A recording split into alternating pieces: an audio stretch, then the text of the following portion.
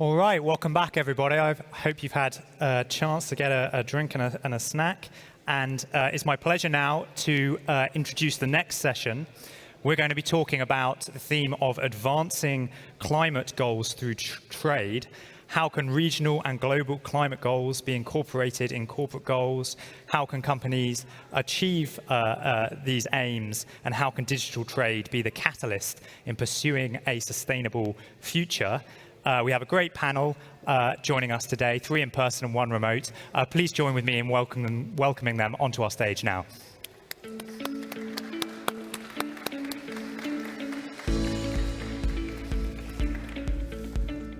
Thank you. So joining us today to speak about this subject, we have Vicky Chamutai, who is the lead consulting economist in the Trade and Regional Integration Unit at the World Bank. She's also co-author of the Trade and Climate Change Nexus, the Urgency and Opportunity for Developing Countries. We have Joseph Wozniak, who is head of Trade and Sustainable Development, head of the Trade and Sustainable Development Program at the International Trade Center. We have Joanna Christensen, who is Chief Executive of the Global Maritime Forum. And joining us remotely, we have Karol Gobczynski, who is Head of Climate and Energy at the Inca Group, the holding company which you will know as the largest IKEA franchisee, which is responsible for 90% of IKEA sales. So thank you very much, everybody, for joining us today. It's a great panel. And Vicky, I'm going to start with you, because I understand you recently have a report out that's seeking to debunk some of the myths about the links between trade and climate change. Could you talk about what those myths are and why they're wrong? Okay. No, thank you very much for having me here. It's great to be surrounded by a distinguished set of panelists. So to start you off, so the one myth that we sort of came across, and whenever you speak to anybody about trade and climate change, the first thing they think about is, trade is definitely bad for climate change. Transportation of goods and services from one place to the other definitely creates more emissions, and holistically, trade is just bad. But what we found is that there are very many different factors to think about. So firstly, when you think about the transportation of goods between one place to the other, and you think about the carbon content that is emitted along, say, a product value chain, we found that it is not necessarily just the transportation that has a huge amount of emissions. I'll give 2 examples. For example, in the case of coffee and potatoes, actually the highest amount of emissions in the coffee chain is at the consumption stage, and that is when you leave on your coffee maker to run on the entire day. For the case of potatoes, the highest emissions still are the consumption when you boil your potatoes without a lid on. And you see, these are very sort of interesting anecdotes to show you that you can't just blame one particular aspect. There are different levels to think about, from the production to the transportation to the consumption. And maybe and this helps us also try to understand where we need to intervene much more. And we see that, consumer behavior is an aspect that would radically transform the way we see emissions along the value chain. But when you think also about how trade does help to facilitate the exchange of environmental goods and services between countries. Now, none of us are going to thrive in this low carbon transition thinking that we're able to produce everything that we need in our countries. The whole basis of trade is you'll be able to trade what you have a comparative advantage in with another country that has, one comparative advantage in another good. So allowing that exchange, a country that does not produce solar panels will be able to import them from another country, and that is necessary. But leave alone the goods. The environmental services are so critically important because, for you to be able to use those goods, you need to be able to have the installation services, the repair, the maintenance, and so forth. So thinking about the regulatory framework surrounding trade in environmental goods and services is very important. But that just shows you that trade is important still in the fight in climate change. And also the other third aspect is thinking about how trade facilitates the production of goods into places that have sort of a less carbon intensity of production processes. I'll give the example, say, green beans produced in my grandmother's backyard in Uganda probably have a less carbon intensive amount of production than, say, producing green beans in greenhouse in Sweden. So that just shows you that it is critically important, and you can have production being pushed to places that are just less intensive. The other myth that we sort of sought to debunk is the fact that when you look at a country's tariff structure, maybe it has nothing to do with climate change, right? Tariffs are basically restrictions on imports of all types of goods.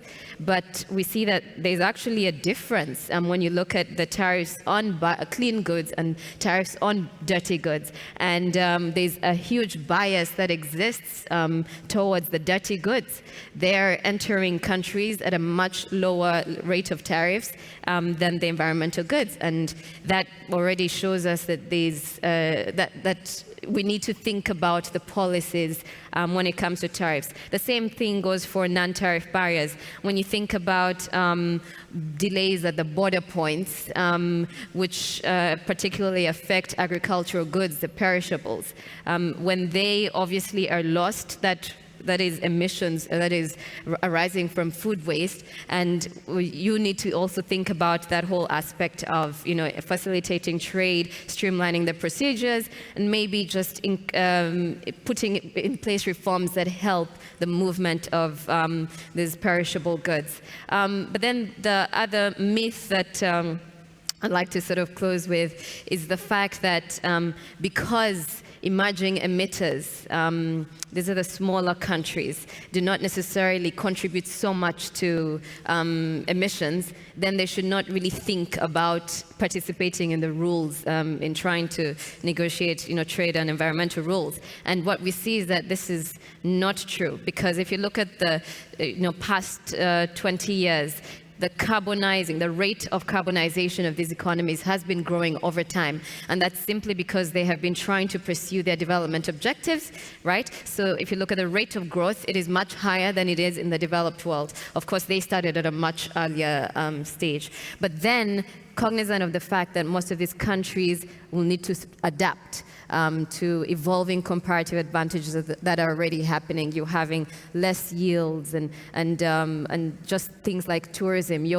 Your probably top export sectors are being affected because of the changes in the climate. So you need to adapt, but you also need to grow in a clean way. And that would mean you need to bring in, the goods that can help you mitigate carbon emissions. So that's just to say that you can't only think about adaptation in the smaller country sense. You also need to think about mitigation. I really like those examples you gave, and I'm a lot more worried now that I might have left the coffee machine on at home.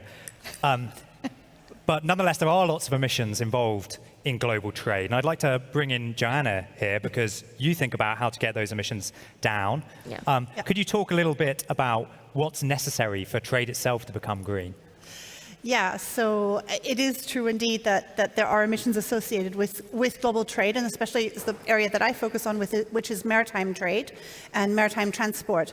And so for the maritime sector maritime transport makes up about 2 to 3% of global emissions, but could see an increase as other sectors decarbonize, and a proportional increase as other sectors decarbonize. And that's why we're so focused on eliminating the emissions from the maritime sector. Mm-hmm.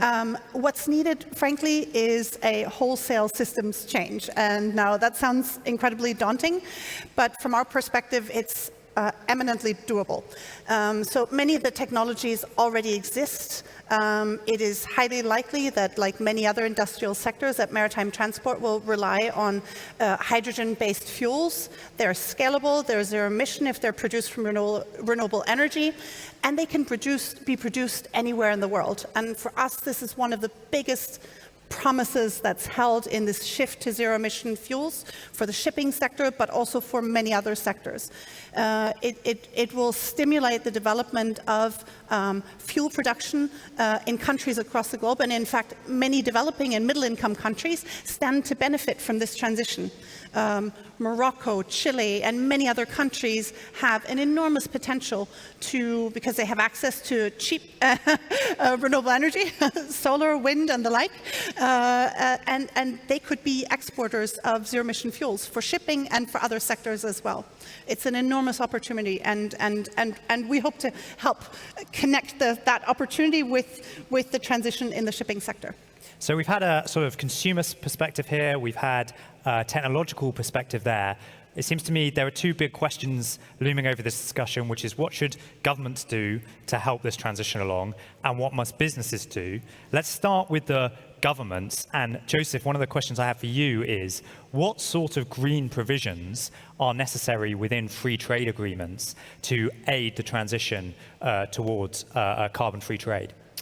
Thanks, Henry. So I think one of the things that we've seen is that in the, let's say, discussions at COP26 and others, trade doesn't really, I would say, factor in terms of the climate discussion, right? And so I think when it comes to trade policy and looking at levers to really move toward or move faster toward the green transition, there are certain things that can be done. One aspect that Vicky touched upon is this whole notion of environmental goods and services. So when we're looking at especially LDCs, developing countries, Africa in particular, as we know, they don't necessarily contribute that much in the overall pie, if you will, in terms of carbon emissions. Agricultural production and the like is not really super intensive in terms of generating carbon. So, but the problem is that it's really an adaptation issue in many cases, because we've seen in the work that we do at the International Trade Center, we've seen that in the agriculture sector, in the textile manufacturing sector, for example, there are huge challenges that smaller scale producers are facing, such as drought, such as heat waves, and in some cases also inundations in terms of flooding and things like that, right?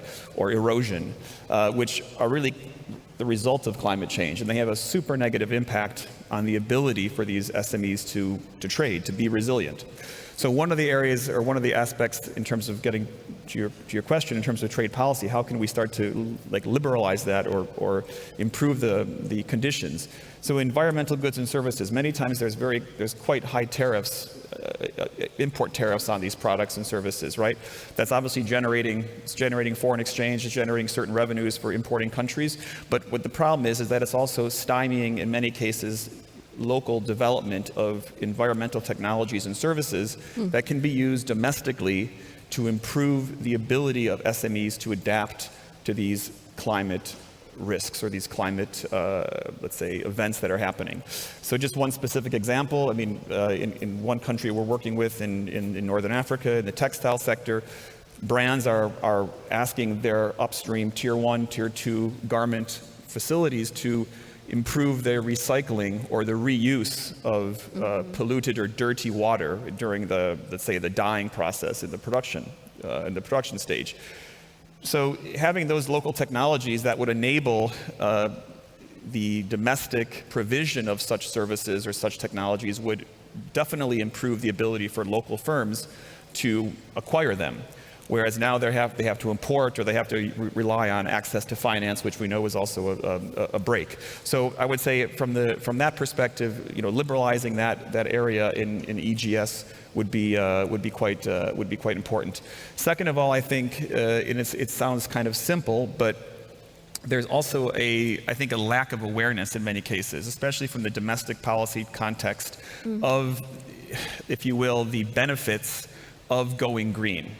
A lot of times they're considered, and we've discussed here, they're non-tariff measures, they're trade barriers imposed by northern governments for consumer preferences in those jurisdictions. But if we can kind of change the debate a bit to say, look, if you can improve the resilience of your SMEs in a certain sector in a country by going green, so you're improving efficiency, you're reducing costs, you're let's say climate proofing the company, that's really good for your domestic economy. Mm-hmm. B, you can then kind of generate or let's say enact change in a more sector context in that country.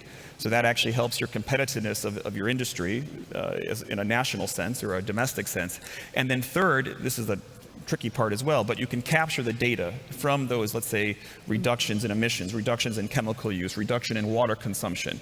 And and the governments can use those, let's say, quantitative results to make good on their Paris commitments. So I think, I would call it kind of a trifecta, if you will. But that kind of awareness, it's not easy to achieve. But I think it's something that should be attempted. Thank you. I'm going to bring in Carol now remotely to give us a bit of a private sector perspective here. Carol, businesses have to navigate the transition to net zero as well.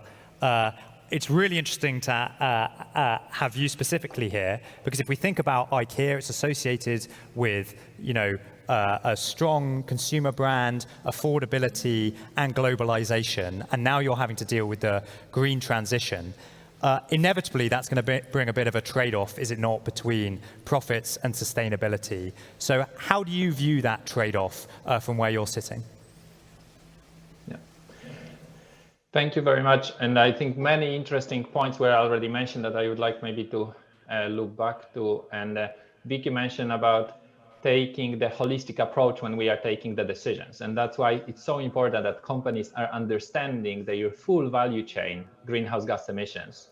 Because if you understand your impact coming from materials, transportation, your own operations, and product use by the customers, then when you understand this holistically, you can see where are the biggest actions are and which actions which will help you to reduce emissions the most. Because, for example, within our value chain, only 4% of emissions are connected to supply chain related transportation. So and then 50% is connected to materials use, which shows actually that, of course, we need to work with each category of emissions to reduce it. But it's not that saying that trade is creating the problem when it comes to the emissions, because it could be a problem, but can be a solution. Depends on which angle we look into it. And then Joseph brought the point about looking on the supply chain parts, which it is very important how you engage with your supply chain to reduce the emissions, but as well it's enabling you to create that your business is becoming relevant in the net zero economy. And we hear very often what comes first, sustainability or profitability. And I think it's good to go back to definition, because sustainability, it's about widening the overlap between social benefits, environmental and financial benefits. And when we ask most of the companies today, everybody will say, yes, we would love to be sustainable companies, which means that you need to measure your social impact, environmental impact, and financial results. And maybe in the past, we've been much more exposed on the data coming from financial parts. And then it's coming much more standardization of the data coming from social and environmental. And to prove actually that not only communicate, oh, I've done one action, which means I'm sustainable, but actually showing as well actions with the impact that it's created through this action. And we know that today the situation is changing, not only because of the people are willing to pay more for the products which are bringing the social benefits and environmental benefits, but as well because we see that the connection between financial parts and the environmental benefits and social is becoming closer. And why? Because the cost structures and revenue structures are changing. And that's the environment that business is operating all the time. And the thing is that we see much faster change. And if companies want to predict the future costs and the revenues, opportunities need to look much more into the scenarios and see what is the impact on my cost and revenues within the world with increase of global temperatures 1.5, 2 degrees or 3 degrees. And then it's becoming very clear that for the companies, it's very difficult to mitigate the risks with the higher temperatures. When we look on 1.5, we see that there are many opportunities to build new revenue streams, save the costs, plus by taking the right investments, of course, we can reduce costs even more.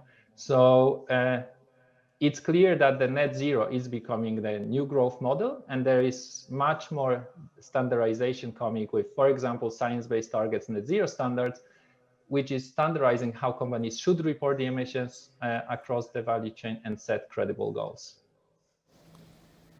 And Carol, what do you see governments as needing to do in order to support businesses through the transition towards green trade? Mm-hmm. Yeah. First of all, we see many good examples already. And maybe I will take the energy sector.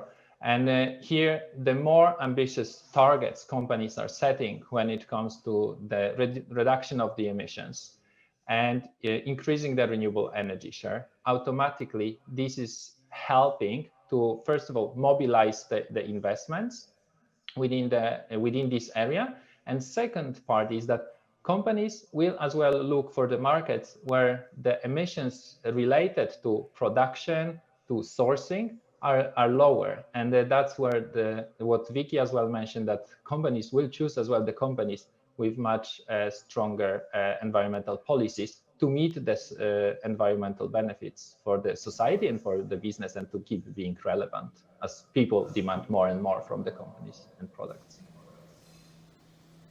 Now, we've had a question from the audience, which is whether regionalization poses difficulties for the transition from a carbon-based economy to an economy based on energy from renewables, which they say really means metals and rare earths.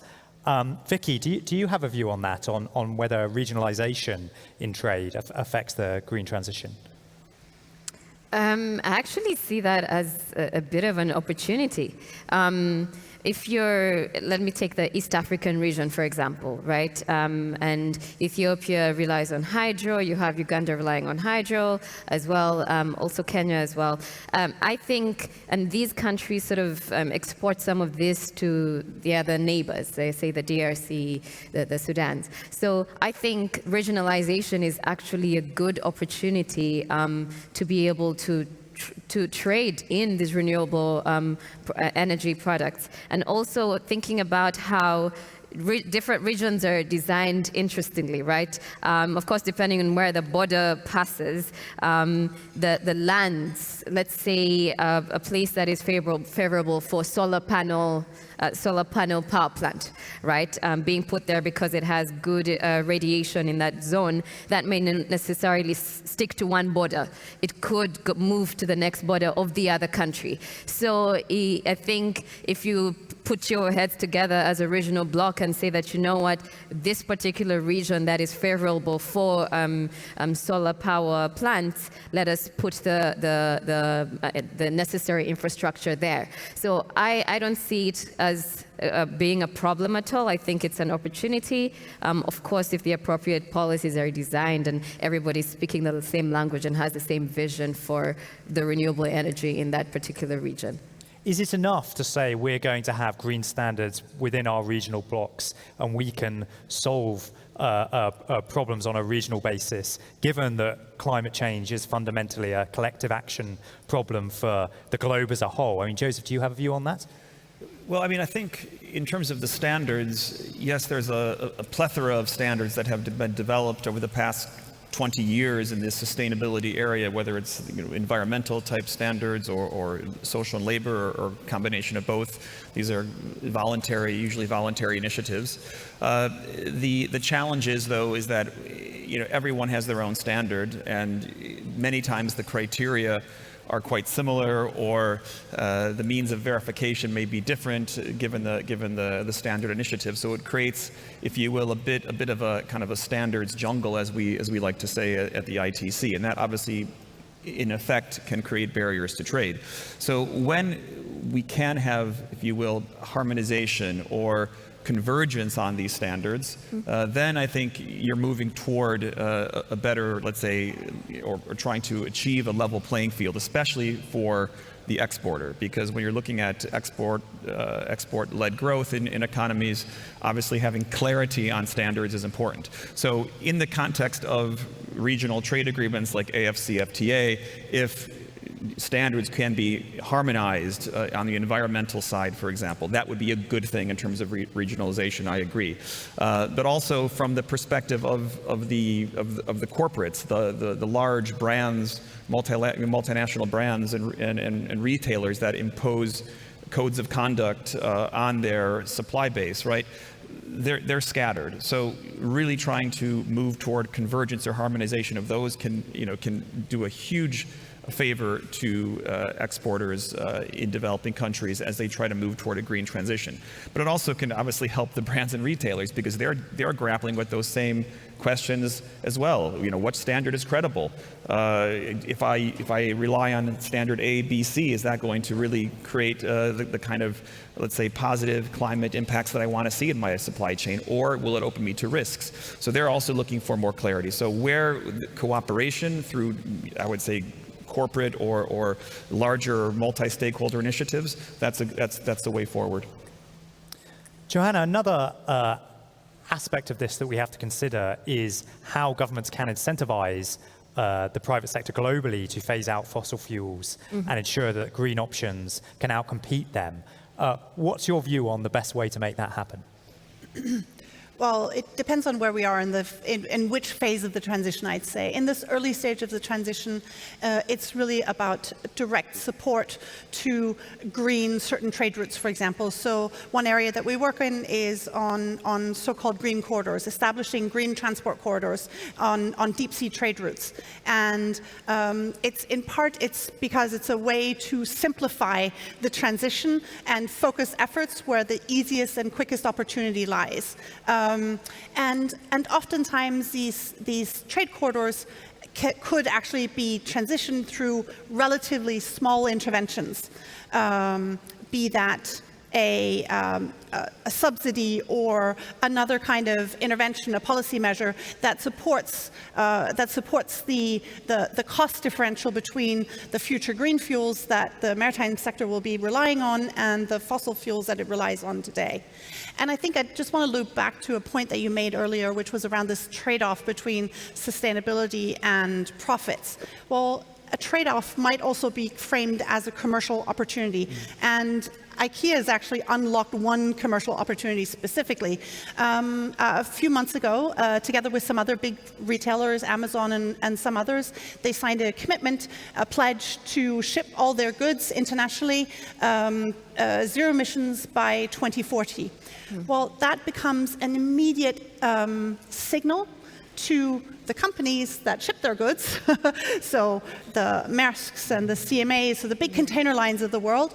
Oh, we're going to need zero-emission shipping to come in at a pretty rapid clip over the next 2 decades in order to fulfill the needs of some of our biggest customers. And so from that point of view, I really think we need to think about this in commercial opportunity terms rather than just in pure trade-offs. There are also a lot of potential co-benefits, as when we talked about the energy opportunity before. In shipping, one of the biggest factors in sort of levelizing the costs between the fossil fuels that we use today and future zero-emission fuels is a potential for a carbon price. There's an international regulator. There is a system in place by which this could be, or a structure by which a global carbon price could be adopted for the shipping sector. It would generate revenues that could be plowed back into supporting the transition in the early stages, but certainly also to support the adaptation and the sort of the specific needs in developing countries. So pure climate finance, frankly. Right? So how optimistic are you about the prospects for such a global carbon price on maritime shipping. It seems to me, on the one hand, I encounter a lot of people nowadays who say carbon pricing is sort of terribly passé. What we need is these big, bold commitments, a bit like you were saying with IKEA, and those commitments and investments are what is going to drive the world to net zero. And on the other hand, you look at the data, and carbon pricing has been, gradually ratcheting up as a share of global emissions. People still mention it all the time as part of the toolbox, but it's clearly something that requires a lot of global cooperation. So how do you see it? Schizophrenic. On the one hand, incredibly optimistic because I can see all the rapid action that is happening. I think the commitment from IKEA and others has been a huge benefit and has enormous repercussions across the sector. Similarly, commitments from financial sector, from banks that are now looking on a portfolio by portfolio basis and looking at, okay, how can we transition these portfolios to be net zero by 2050, which is a commitment that many global banks have made.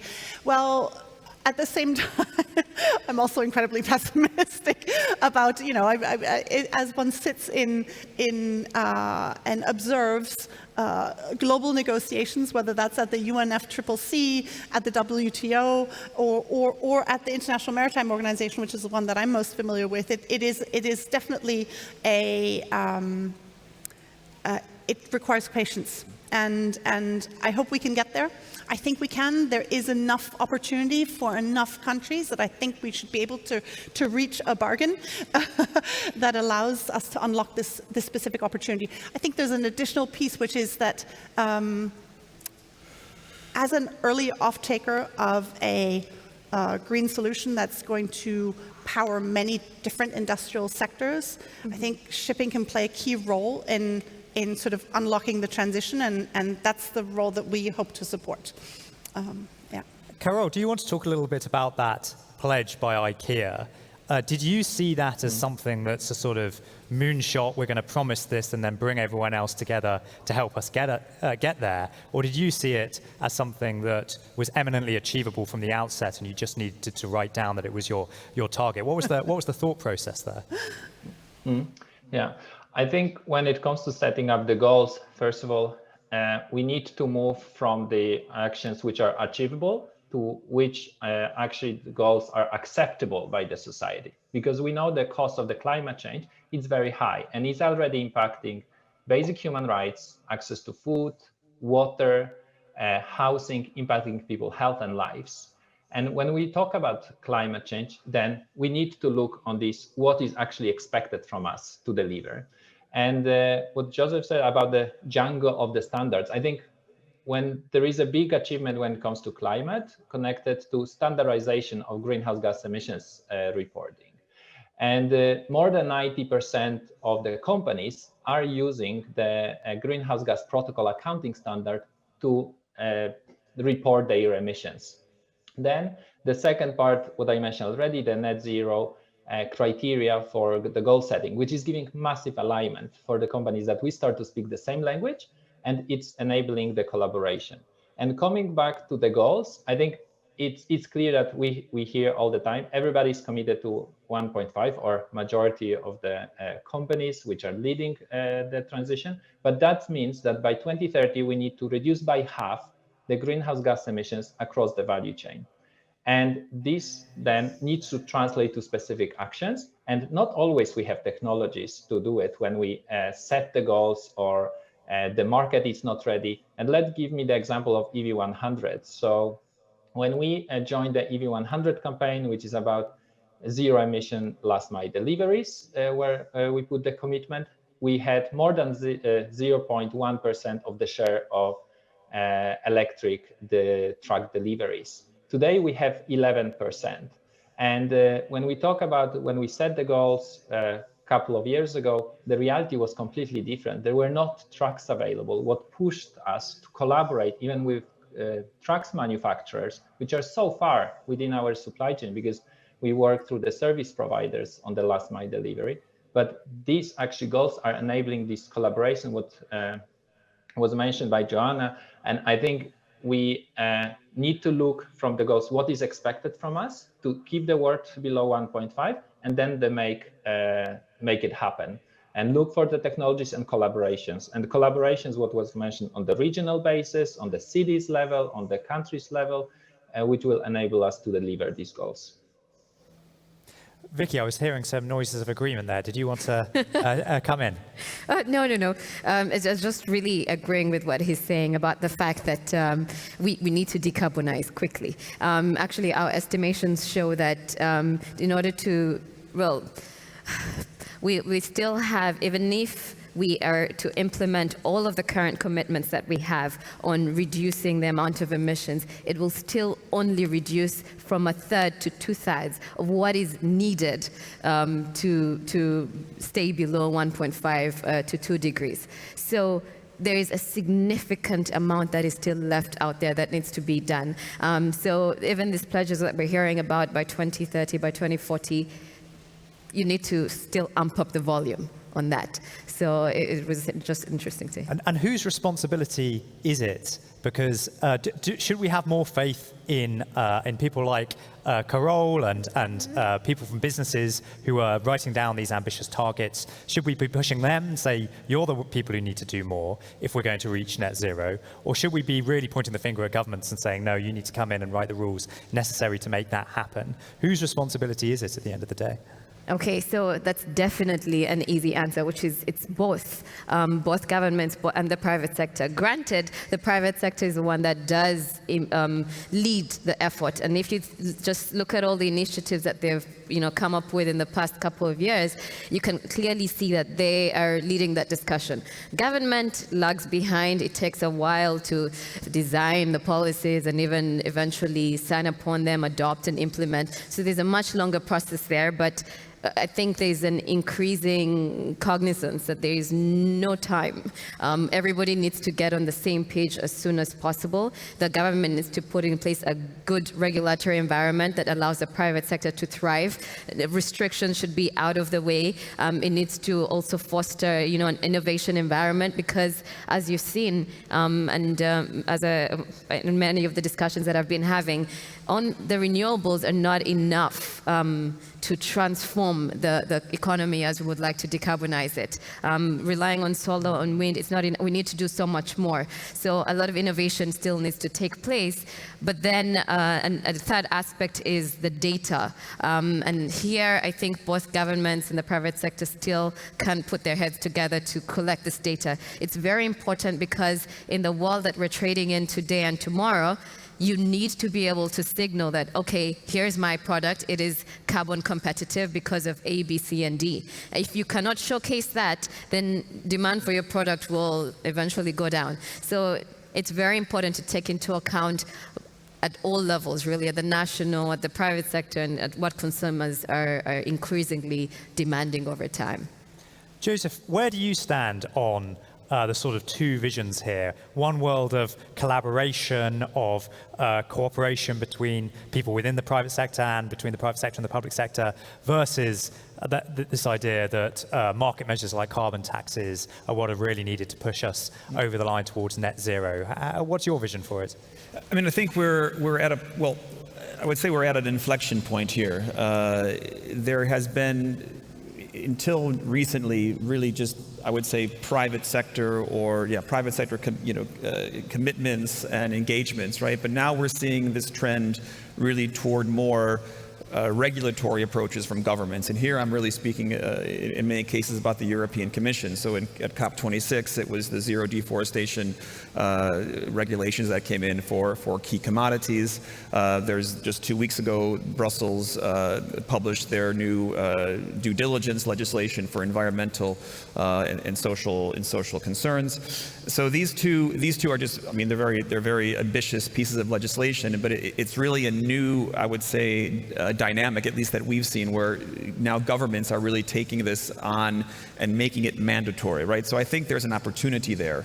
There's also a huge risk, because obviously this relies on the upstream tiers of the supply chains globally to implement. But with this due diligence notion, it also implicates the lead firms to take a critical stewardship role in terms of risk management, in terms of overall, let's say, company strategy and grievance mechanisms and things in terms of implementing these policies. So I think there's a lot of opportunity, but there's also risk. And one of the areas in terms of what we discussed in terms of cooperation, indeed, much needs to be done to really bolster the capacity of governments in the emerging markets to understand these the legislation, how to incentivize local regulations to support them, so to really lift those MSMEs, those sectors, and those economies to deal with those. And then you're obviously, you're then improving also the local regulatory, institutional environment as well. But also, I think there has to be these different types of, as we call them, kind of accompanying measures that are provided by both the lead firms, by international organizations to really help the SMEs to deal with the criteria, deal with the types of technical changes necessary. And many times I think it's a bit too soon to say, but I think there will have to be also some likely adjustments, because some of the when you're talking about deforestation or proving that your supply chain is moving away from these types of practices, certain types of let's say components of these regulations, whether it's geospatial imagery and things like that, are very challenging to deal with in certain national contexts. So again, we're at the, I would say, beginning of this kind of new regulatory journey. Obviously, COVID and the latest, let's say, global events are not, if you will, supporting that in many cases. But I think time will tell whether we can actually move forward on these. Joanna, we're almost out of time, but I'm going to give you the final word here. Let's say you got what you wanted in terms of policy. How different would the global trading system look? What opportunities are there for really reshaping things? That's a hard question.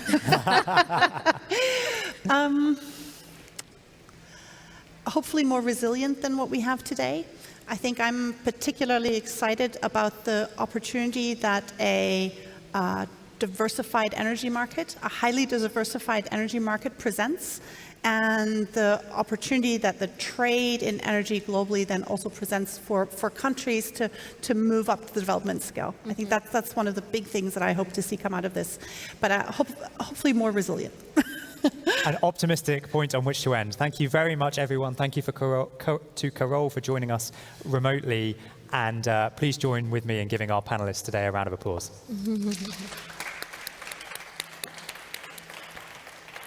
Thank you very much.